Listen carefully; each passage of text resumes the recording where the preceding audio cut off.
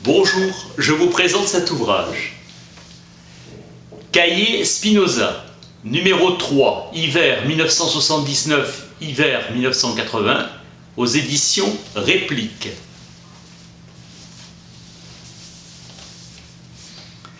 Le statut des Juifs portugais d'Amsterdam leur donnait moins qu'une émancipation, mais plus qu'une tolérance. Les Juifs participent à l'essor économique des Provinces-Unies. Prudence de leurs dirigeants. Selon Joseph Kaplan, Amsterdam était devenu un foyer de prosélytisme juif, seule communauté en état d'accueillir des convertis. Le juif était un homme neuf, admis de plein droit dans la cité et exprimant son message en sa langue. Nul ne peut, en la synagogue, élever la voix pour injurier son prochain. Dans la congrégation, il n'est pas permis de dire quoi que ce soit à haute voix. Personne ne doit se disputer en matière de religion avec des goïs, afin de les convaincre de suivre notre sainte loi. Le nouvel immigrant doit d'abord signer l'alliance avec Dieu dans sa chère cérémonie. Elle implique le respect des lois morales et exige l'observance des lois alimentaires, règles de pureté, rites et célébrations de fêtes dont le sabbat.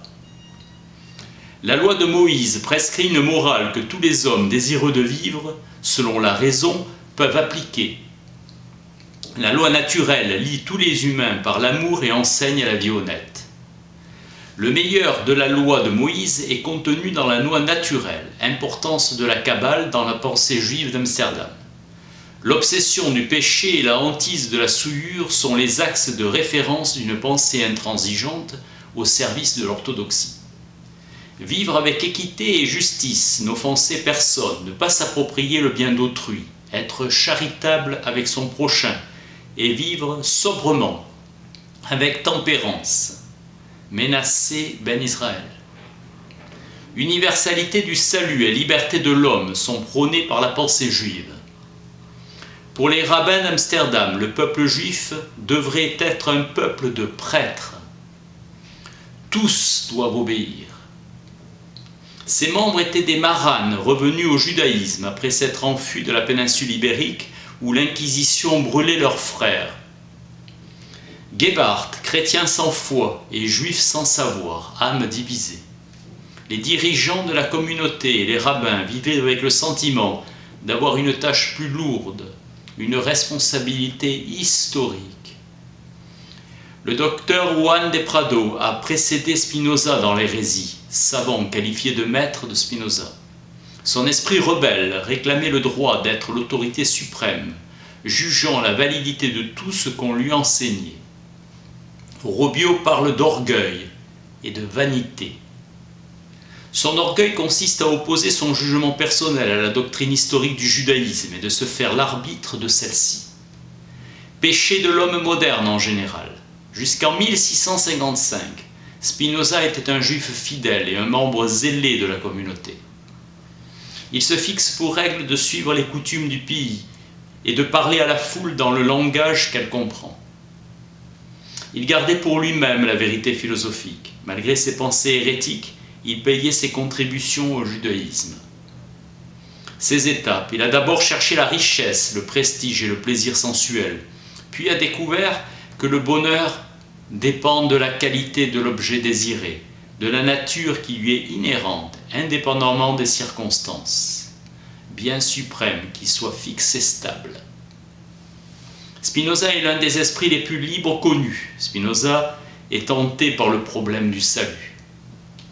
Il ne propose pas un judaïsme renouvelé par la raison, mais une éthique qui permet de comprendre tous les comportements religieux. Il explore une autre voie. Spinoza a été exclu comme membre, mis au banc. Le RM est le châtiment d'une exclusion plus ou moins sévère, de la remontrance à l'exclusion définitive. Le Mahamad a pour mission principale de maintenir la communauté dans l'obéissance des règles traditionnelles qui sont à la fois religieuses et juridiques. En 1618, le médecin Farrar manifesta publiquement son dédain pour certaines règles sur les aliments et se moqua de la Kabbale, mot vide de sens et que seule la philosophie enseignait la sagesse. Ce fut la crise et le grand-oncle de Baruch était adepte de Maïmonide. Forte pression chrétienne subie par les juifs de l'époque. La sanction de Spinoza est la plus grave en 1632 et 1656. Spinoza était un étudiant indiscret, plus attaché à la rigueur de la raison que la foi. Son judaïsme était fissuré de doutes. Il fut chassé et maudit par consentement de toute la communauté en présence des saints livres et des 613 commandements qui y sont enfermés. Qu'il soit maudit le jour et la nuit. Veuille l'Éternel ne jamais lui pardonner et que son nom soit effacé dans ce monde. Érème non signé. Violente malédiction jamais vue ailleurs. Hérésie pratiquée et enseignée par Spinoza, tenu pour un odieux dériseur. Recommandation de ne jamais le lire, caractère non divin de l'écriture sainte, négation de la providence divine, mortalité de l'âme, et l'inexistence des châtiments et des rétributions post-mortem. Infiltration de théories impies dans la communauté juive. L'excommunication est un acte d'autorité laïque où les rabbins sont consultés, juridiques. Il est certain qu'on proposa à Spinoza toutes sortes d'accommodements pour éviter le scandale. Choc de deux attitudes dont la sincérité est absolue. Il aurait pu se retirer dans une autre ville avec un pécule de la communauté. Spinoza refusa, et rompant avec la religion de ses pères, il veut faire acte d'universalité. Il rejette le particularisme juif qu'il qualifie d'égoïste.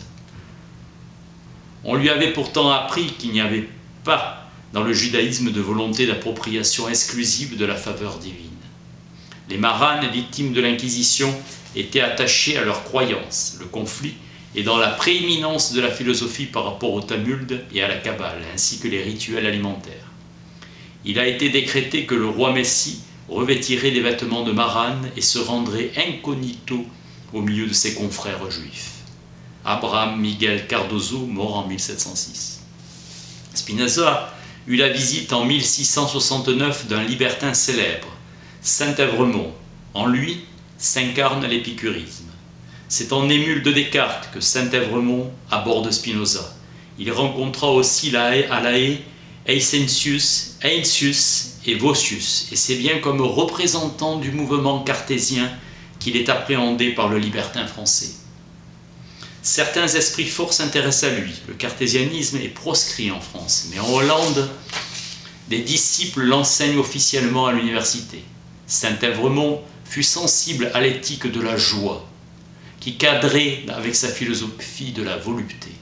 Ainsi, la France apprend l'existence de Spinoza, dont le prince de Condé. Condé a lu dans la préface du Tractatus que le grand secret du régime monarchique et son intérêt majeur est de tromper les hommes et de colorer du nom de religion la crainte qui doit les maîtriser, afin qu'ils combattent pour leur servitude. Spinoza, républicain radical, proclamait les vertus de la libre république. La Fronde coïncide avec une flambée d'activité des cercles libertins, la société de Madame Deshoulières. Le portrait de Spinoza est celui de l'impie véritable, déterminé dans le péché, et sa solitude est assimilée à la retraite secrète du sorcier.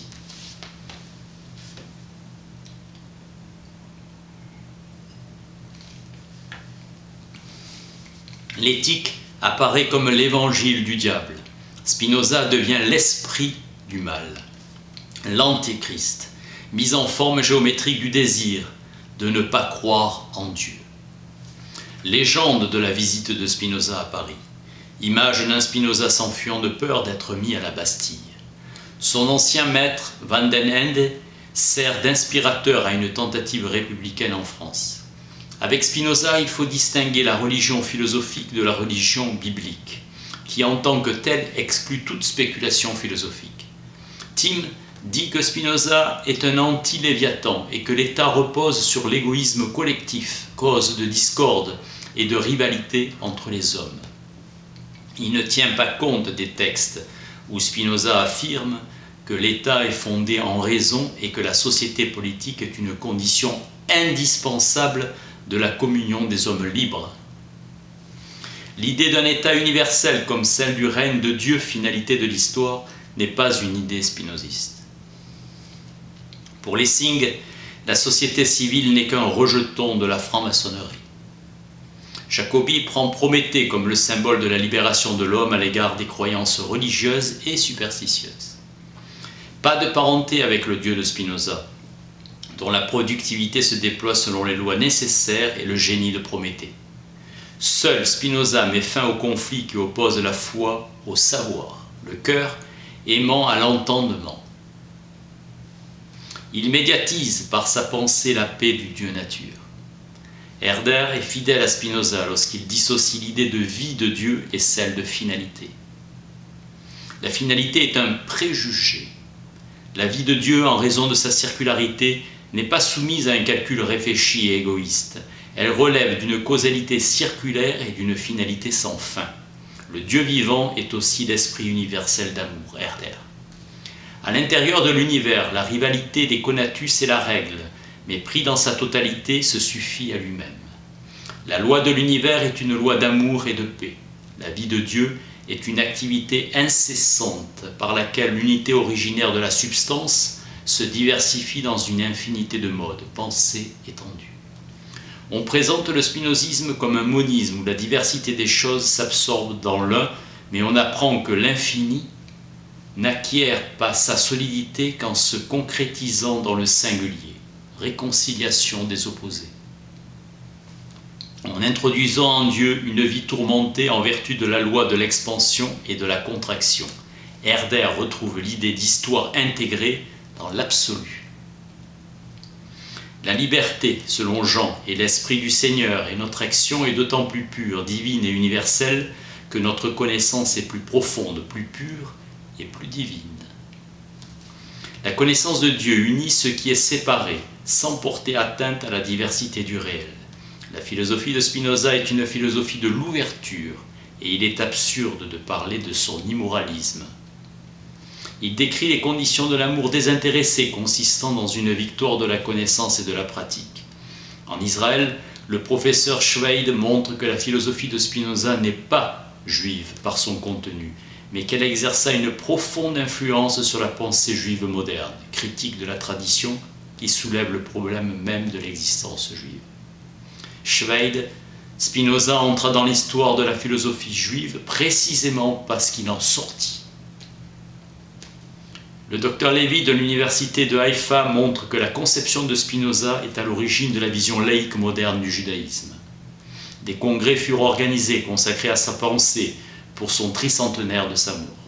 En Allemagne, Schmitt veut ramener le système spinoziste à des présupposés implicites. Son analyse immanente voit le présupposé effectif immédiat du système dans une abstraction de la matérialité du fini.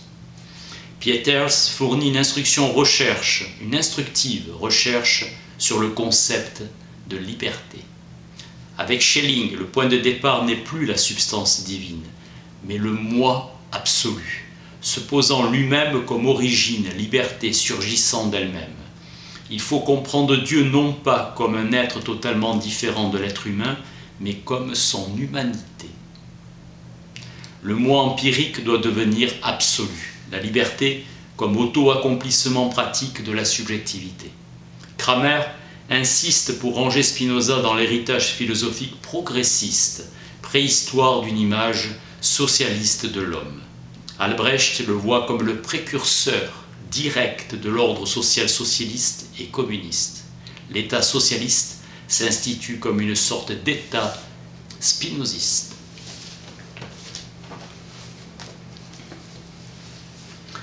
Cahiers Spinoza, numéro 3, hiver 1979-1980, aux éditions Réplique. Merci.